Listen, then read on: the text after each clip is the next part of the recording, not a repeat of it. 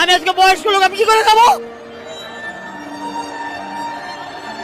প্রতিবন্ধী আছে, হ্যাঁ মার দেওয়া হইতেছে, এই কি করে খাবো? আমার ফ্যামিলি কি দিয়ে পালবো? আমি নিজে কি দিয়ে চলবো? আমি রাস্তা ভিক্ষা করবো? আমি ডাকাতি করতে পারবো? আমাদের কথা হলো একটা, আমাদের কথা হলো দেশের, আমাদের কথা হলো অটো রিক্সা চলতে হবে, আমাদের কর্ম দিক, তা নাহলে কি আপনাদের বন্ধ করে দেয়? আমরা এতগুলো লোক আমরা কি করে খাবো?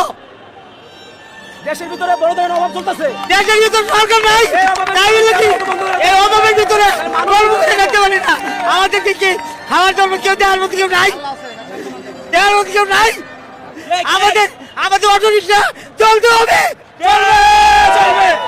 আমাদের অটো রিক্সা বন্ধ করলে আমাদের কর্ম দিতে হবে।